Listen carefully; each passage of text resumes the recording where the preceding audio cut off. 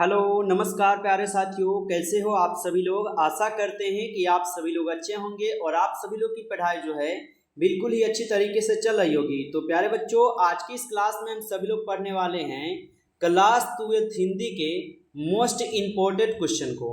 और ये सभी इम्पोर्टेंट क्वेश्चन आपके बोर्ड एग्जाम के लिए बेहद ही महत्वपूर्ण है। तो प्यारे बच्चों, आप लोग जो इस क्लास को बिल्कुल अच्छी तरीके से लास्ट तक देखिएगा, जिससे कि आप सभी लोग जो इन सभी क्वेश्चन को अच्छी तरीके से याद कर पाओगे और आप सभी लोग अपने बोर्ड परीक्षा में जो है सभी क्वेश्चन को आसानी तरीके से बना पाओगे। तो चलिए प्यारे बच्चों, हम क्लास को स्टार्ट करते हैं। उनसे पहले यदि आप सभी लोग इस चैनल पे पहली बार जुड़े हों तो आप सभी लोग इस चैनल को भी सब्सक्राइब करके ऑल पे दबा कर जुड़ जाइए, जिससे कि जब भी कोई नई क्लास होगा सबसे पहले उस क्लास का नोटिफिकेशन प्यारे बच्चों आपके पास पहुंच पाएंगे। तो चैनल पे पहली बार यदि आप सब लोग जुड़े हो तो चैनल को आप सब लोग जो है सब्सक्राइब करके जरूर जुड़ जाइए। तो चलिए फिर हम क्लास को स्टार्ट करते हैं और आप सभी लोग हमारे साथ जो है चैट सेक्शन में भी आंसर लगाते चलना। यहाँ पे दिए गए हैं प्यारे बच्चों पहला नंबर प्रश्न, और पहला नंबर प्रश्न क्या दिया गया है इसका आंसर जो है आप सभी लोग हमें बता देंगे। पहला नंबर प्रश्न दिया गया है कि बातचीत किस विद्या की रचना है। चलिए बता देंगे आप सभी लोग कि बातचीत जो है प्यारे बच्चों ये किस विद्या की रचना हो जाएंगे।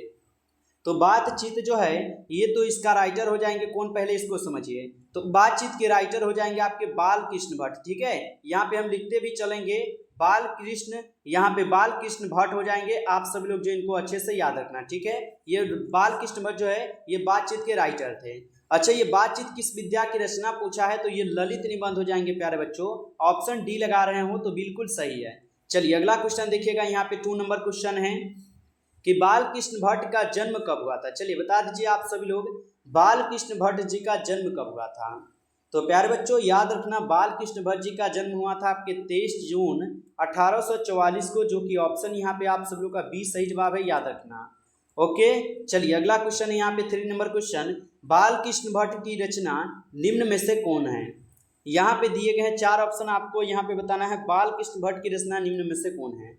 तो प्यारे बच्चों ये बातचीत जो है यह आपके बाल कृष्ण भट्ट जी की ही रचना है, तो ऑप्शन ए हो जाएंगे सही जवाब। अच्छा, इनके साथ ये जूठन किसका है, तो जूठन हम लोग याद रखेंगे, ये जूठन हो जाएंगे किसका, ओम प्रकाश जी का। ठीक है, ओम प्रकाश वाल्मीकि का।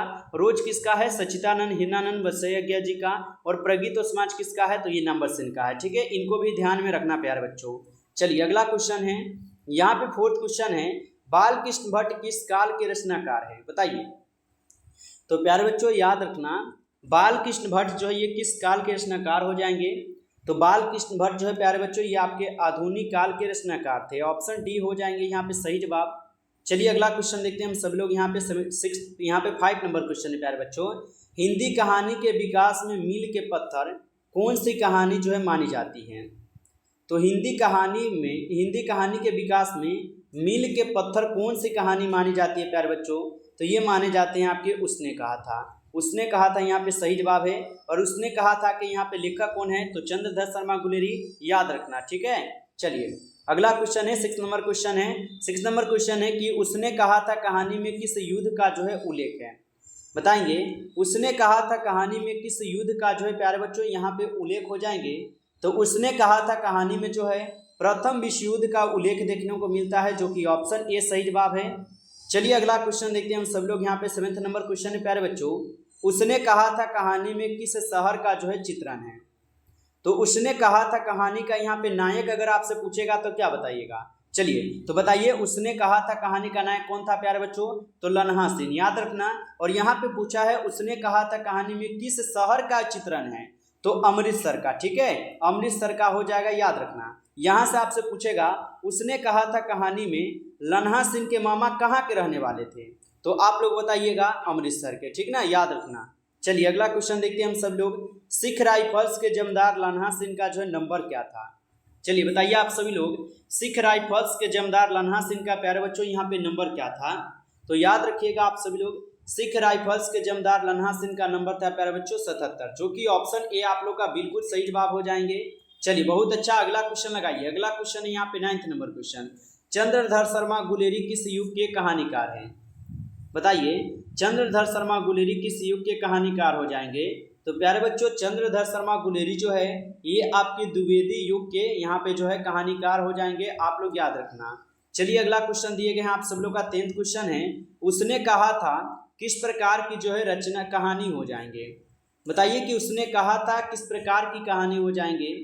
तो उसने कहा था ये किस प्रकार की कहानी है, तो ये कर्म प्रधान कहानी है। ऑप्शन बी सही जवाब है। चलिए अगला क्वेश्चन देखते हैं हम सब लोग। यहाँ पे 11वां क्वेश्चन है, जयप्रकाश नारायण के चचा का नाम क्या था। चलिए बताइए, जयप्रकाश नारायण के चचा जयप्रकाश नारायण की रचना का यहाँ पे नाम पूछा है प्यारे बच्चों, मिस्टेक हो गया है। चलिए बताइए, जयप्रकाश नारायण की रचना का नाम था संपूर्ण क्रांति। ठीक है, हमारा ऑप्शन बी जो है यहाँ पे सही जवाब है। याद रखिएगा प्यारे बच्चों, एक दो टॉपिक और याद रखना। जयप्रकाश नारायण जी को कहाँ का दलाल कहा गया था, तो दलाल अगर पूछेगा तो दलाल आप लोग याद रखना प्यारे बच्चों, अमेरिका का कहा गया था। ठीक ना, कहाँ का, तो अमेरिका का याद रखना आप सब लोग, अमेरिका का इनको दलाल कहा गया था। ठीक है, और जयप्रकाश नारायण जी को भारत की जनता किस नाम से याद रखती है, तो भारत की जनता जो इनको किस नाम से याद करते हैं, तो प्यारे बच्चों याद रखना लोकनायक। ठीक है, लोकनायक के नाम से जो है याद करते हैं। प्यारे बच्चों हम हाथ से लिख रहे हैं इसलिए हमको जो लिखने में थोड़ा दिक्कत हो रहा है, इसलिए आप सब अगर लिख पाओगे तो नोटबुक पर लिख लीजिएगा। ठीक ना, अगर अच्छे से लिख पाओगे तो लिख लेना या याद ही रखना। चलिए यहाँ पे दिए गए हैं 12th नंबर क्वेश्चन कि दल विहीन लोकतंत्र किसके मूल उद्देश्यों में। चलिए बताइए, दल विहीन लोकतंत्र किसके मूल उद्देश्यों में है प्यारे बच्चों, तो ये हो जाएंगे किसके मूल उद्देश्य में, तो आप लोग बताना मार्क्सवाद तथा लेनिनवाद में। ठीक है, ऑप्शन यहाँ पे यदि आप बी लगा रहे हो तो बिल्कुल सही है। चलिए अगला क्वेश्चन बताइएगा, यहाँ पे दिए गए हैं 13 क्वेश्चन है। 13 क्वेश्चन है कि जयप्रकाश नारायण को भारत की जनता किस नाम से याद करती है। तो जयप्रकाश नारायण को प्यारे बच्चों भारत की जनता किस नाम से याद करती है, तो जयप्रकाश नारायण जी को भारत की जनता जो प्यारे बच्चों ये इनको लोकनायक के नाम से याद रखती है, याद रखना, ये हम आपको बताए भी हैं। चलिए अगला क्वेश्चन देखिएगा, 1974 में छात्र आंदोलन का नेतृत्व किसने किया था। चलिए बताएंगे 1974 में छात्र आंदोलन का नेतृत्व किसने किया था, तो ये जयप्रकाश नारायण के द्वारा किए गए। ऑप्शन बी हो जाएंगे प्यारे बच्चों सही जवाब। चलिए अगला क्वेश्चन देखते हैं हम सब लोग। यहाँ पे 15 क्वेश्चन है, दिनकर जी की पहली काव्य पुस्तक कौन है। चलिए बताएंगे, दिनकर जी की पहली काव्य पुस्तक प्यारे बच्चों कौन हो जाएंगे, तो दिनकर जी की पहली काव्य पुस्तक जो है यहाँ पे आपके हो जाएंगे कौन, तो प्रणभंग। ठीक है, प्रणभंग आप लोग का यहाँ पे बिल्कुल सही जवाब दिए गए हैं। चलिए अगला क्वेश्चन देखते हैं हम सब लोग। यहाँ पे दिए गए हैं 16 क्वेश्चन। 16 क्वेश्चन है, रामधारी सिंह दिनकर की रचना कौन है। बताइए, रामधारी सिंह दिनकर जी की रचना निम्न में से कौन सी है, तो रामधारी सिंह दिनकर जी की रचना प्यारे बच्चों यहाँ पे अर्धनारीश्वर है। ठीक है, अर्धनारीश्वर जो ये रामधारी सिंह दिनकर का ही है, तो ऑप्शन हमारा यहाँ पे डी होगा। अच्छा, इनके साथ इन तीनों को भी देख लेते हैं, तो ये तीनों किसका है, पहले देखिए, उसने कहा था चंद्रदत्त शर्मा गुलेरी, जुट्ठन ओम प्रकाश वाल्मीकि और त्रिच उदय प्रकाश। ठीक है, इनको भी याद रखना। चलिए आगे बढ़ते हैं, अगला क्वेश्चन है, अर्धनारीश्वर कल्पित रूप है। अर्धनारीश्वर यानी कि आधा आधा आप समझ गए होंगे, अर्धनारीश्वर यानी कि आधा, तो अर्धनारीश्वर क्या है, कल्पित रूप है किसका किसका, तो ये शिव और पार्वती जी का हो जाएगा। ठीक है, जिसमें आधा शिव और आधा पार्वती जी का जो ना चित्र देखने को मिलता है।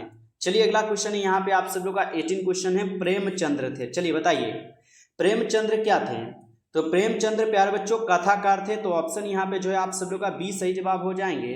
चलिए अगला क्वेश्चन देखते हैं, 19 क्वेश्चन है। 19 क्वेश्चन है कि दिनकर जी का जन्म बिहार के किस जिले में हुआ था। चलिए बताएंगे, दिनकर जी का जन्म जो है बिहार के किस जिले में हुआ था, और दिनकर जी कभी कभी आपसे ये नहीं पूछेगा रामधारी सिंह दिनकर जी इनका पूरा नाम था। ठीक है, ये भी पूछता है कि दिनकर जी का पूरा नाम क्या था, तो रामधारी सिंह दिनकर, याद रखना, क्योंकि ये प्रश्न आपके एग्जाम में कितने बार पूछे भी जा चुका है। तो दिनकर जी का जन्म बिहार के किस जिले में हुआ था, तो इनका जन्म हुआ था बेगूसराय जिला में। आप लोग जो है प्यारे बच्चों याद रखना। ठीक है, चलिए अगला क्वेश्चन है यहाँ पे 20 नंबर क्वेश्चन, निम्न में से किस कहानी में ग्रेगीन का उल्लेख है। प्यारे बच्चों ग्रेगीन क्या है, तो ग्रेगीन एक बीमारी है। ठीक है, ग्रेगीन जो है एक बीमारी है प्यारे बच्चों, याद रखना ये क्या है, तो ये बीमारी है, आप लोग याद रखना। तो यहाँ पे पूछा है निम्न में से किस कहानी में ग्रेगीन का उल्लेख है, तो ग्रेगीन हो जाएंगे आपके रोज में। ठीक है, रोज हमारा जो यहाँ पे बिल्कुल ही सही जवाब है, याद रखना। चलिए अगला क्वेश्चन देखते हैं। अगला क्वेश्चन है, मालती के पति का नाम क्या था। चलिए बताइए, तो मालती के पति का नाम यहाँ से पूछा है, तो क्या याद रखोगे, महेश्वर। ठीक है, हमारा ऑप्शन यहाँ पे जो है बी सही जवाब हो जाएंगे, महेश्वर। अच्छा, ये महेश्वर क्या था प्यारे बच्चों, ये भी पूछेगा, मालती के पति महेश्वर क्या थे, तो आप लोग याद रखना डॉक्टर थे। ठीक है, डॉक्टर थे मालती के पति, और ये किस बीमारी का ऑपरेशन करते थे, तो ग्रेगीन नामक बीमारी का। अच्छा, आपसे एक प्रश्न और पूछेगा कि मालती के और महेश्वर के पुत्र का नाम क्या था, तो उनके पुत्र का नाम क्या था प्यारे बच्चों, टीटी। ठीक है। उनके पुत्र का नाम क्या था प्यारे बच्चों? टीटी था, याद रखना, ठीक ना। चलिए आगे बढ़ते हैं और अगला क्वेश्चन देखिएगा यहाँ पे 22 नंबर क्वेश्चन है। लेखक कितने वर्ष बाद जो है मालती से मिलने आया था? तो प्यारे बच्चों बता दीजिए, लेखक जो है ये कितने वर्ष बाद मालती से मिलने आया था? तो लेखक जो है मालती से कुल 4 वर्ष के बाद जो है ना मिलने आया था, तो याद रखना। चलिए अगला क्वेश्चन देखिएगा आप सब लोग, नदी के द्वीप किसकी रचना है? बताएंगे प्यारे बच्चों आप लोग, नदी के द्वीप जो है ये किनकी रचना हो जाएंगे? तो नदी की द्वीप जो है ये रचनाएं हो जाएंगे आपके अज्ञेय जी का। चलिए अगला क्वेश्चन देखते हैं हम सब लोग, यहाँ पे 24 क्वेश्चन है। रोज इनमें से क्या है प्यारे बच्चों? बताना आप सभी लोग, रोज जो है यह इनमें से क्या है? तो रोज जो है यह एक प्यारे बच्चों कहानी है, जो कि ऑप्शन हमारा यहाँ पे बी हो जाएंगे, कहानी। चलिए अगला क्वेश्चन देखते हैं कि अज्ञेय के पिता का नाम था। बताइए अज्ञेय जी के पिताजी का नाम क्या था?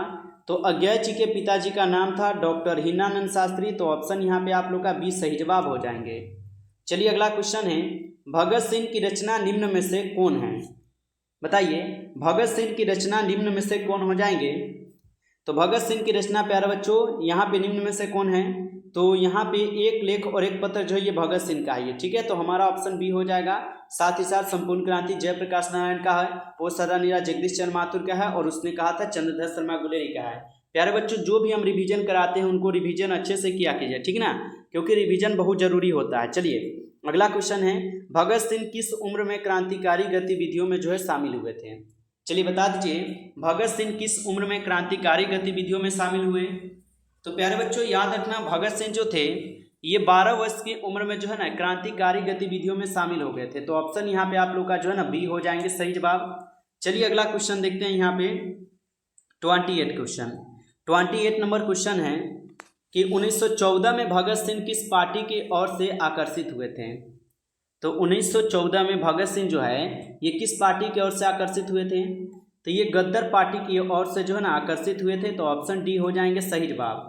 चलिए अगला क्वेश्चन है, भगत सिंह का संपूर्ण परिवार क्या था? चलिए बताएंगे भगत सिंह का संपूर्ण परिवार क्या था प्यारे बच्चों?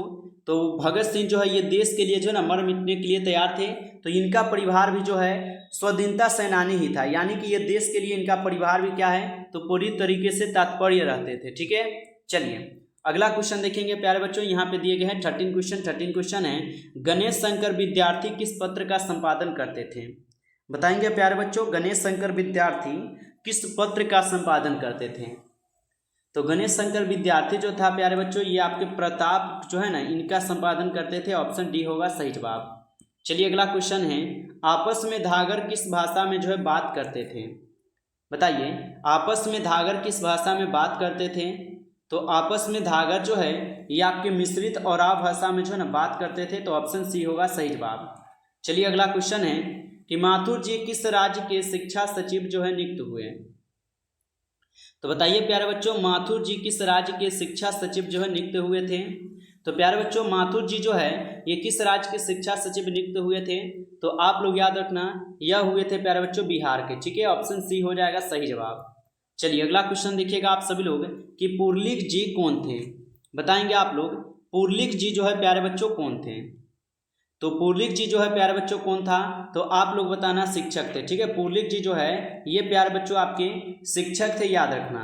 अगला क्वेश्चन है, ओ सदा नीरा किसको जो है निमित्त बनाकर लिखा गया है? बताइए प्यारे बच्चों ओ सदा नीरा किसको निमित्त बनाकर लिखा गया है? तो ये आपके गंडक नदी को ओ सदा नीरा जो है निमित्त बनाकर लिखे गए हैं, याद रखना। चलिए अगला क्वेश्चन है, ओ मेरे सपने क्या है प्यारे बच्चों? बताएंगे ओ मेरे सपने क्या है? तो ओ मेरे सपने जो है प्यारे बच्चों यह एक प्रकार की नाटक है, जो कि ऑप्शन यहाँ पे आप लोग का डी सही जवाब है। अगला क्वेश्चन देखिएगा आप सभी लोग, सिपाही की मां शीर्षक पाठ का साहित्यकार साहित्य की विद्या क्या है? तो सिपाही की मां शीर्षक पाठ का साहित्य की विद्या प्यारे बच्चों क्या होगा? तो इनका यहाँ पे हो जाएंगे एकाकी, जो कि ऑप्शन हमारा सी होगा सही जवाब। चलिए अगला क्वेश्चन देखते हैं, जानवर और जानवर शीर्षक रचना किसकी है? बताएंगे आप सभी लोग यहाँ पे 37 क्वेश्चन का आंसर, जानवर और जानवर शीर्षक रचना किसकी है? तो जानवर और जानवर प्यारे बच्चों ये शीर्षक रचना हो जाएंगे आपके किसका? तो ये मोहन राकेश जी का है, ऑप्शन यहाँ पे आप लोग का बी सही जवाब है। चलिए अगला क्वेश्चन देखिएगा आप सभी लोग कि मोहन राकेश के बचपन का जो है नाम क्या था? बताइए आप सभी लोग, मोहन राकेश के बचपन का नाम क्या था? तो प्यारे बच्चों, मोहन राकेश के बचपन का जो नाम था मदन मोहन गुगलानी नाम था। ऑप्शन ए आप लोग का सही जवाब हो जाएंगे। चलिए अगला क्वेश्चन देखते हैं हम सब लोग यहाँ पे। अगला क्वेश्चन है 39 क्वेश्चन कि रंगून कहाँ है? बताइए रंगून कहाँ पे है प्यारे बच्चों? तो याद रखना रंगून जो है प्यारे बच्चों ये आपके वर्मा में है, तो ऑप्शन यहाँ पे आप लोग का बी सही जवाब है। चलिए अगला क्वेश्चन देखते हैं हम सभी लोग यहाँ पे कि ईसाई लड़कियां बिस्नी के घर आकर क्या मांगती है? तो ईसाई लड़कियां जो है ये बिस्नी से घर आकर क्या मांगती है? तो चावल और दाल, ठीक है, चावल और दाल मांगती है। चलिए अगला क्वेश्चन है, निम्नलिखित में से बिस्नी की पड़ोसिन कौन है? तो प्यारे बच्चों यहाँ पे बिस्नी की पड़ोसन आपसे पूछा है, तो बिस्नी की पड़ोसिन थी कुंती। ऑप्शन यहाँ पे जो है सी सही जवाब हो जाएंगे। चलिए अगला क्वेश्चन देखिएगा, नामवर सिंह की कौन सी रचना है? बताएंगे आप सब लोग नामवर सिंह की कौन सी रचना है? तो प्यारे बच्चों नामवर सिंह की रचना यहाँ पे प्रगीत और समाज हो जाएंगे। ऑप्शन सी कीजिएगा सही जवाब। चलिए अगला क्वेश्चन है, नामवर सिंह को कविता के नए प्रतिमान पर साहित्य अकादमी पुरस्कार कब मिला? तो नामवर सिंह को कविता के नए प्रतिमान पर साहित्य अकादमी पुरस्कार कब मिला था प्यारे बच्चों? तो इनको मिले हुए थे आपके 1971 में। ऑप्शन बी हो जाएगा सही जवाब। चलिए अगला क्वेश्चन देखिएगा। अगला क्वेश्चन है कि वाद विवाद संवाद के रचनाकार निम्न में से कौन है? तो वाद विवाद संवाद निम्न में से यहाँ पे कौन रचनाकार हो जाएंगे? तो इनके रचनाकार नामवर सिंह हो जाएंगे। ऑप्शन ए कीजिएगा सही जवाब। चलिए अगला क्वेश्चन है आप लोग का, प्रगीत और समाज के जो है लेखक है। बताइए प्रगीत और समाज के लेखक कौन है प्यारे बच्चों? तो प्रगीत और समाज के लेखक जो है आपके नामवर सिंह थे। ऑप्शन सी हो जाएंगे सही जवाब। अगला क्वेश्चन देखिएगा, सदियों का संताप जो है शीर्षक कृति किसकी है? तो सदियों की संताप शीर्षक कृति जो है प्यारे बच्चों ये आपके ओम प्रकाश वाल्मीकि का है। तो ऑप्शन ए कीजिएगा सही जवाब।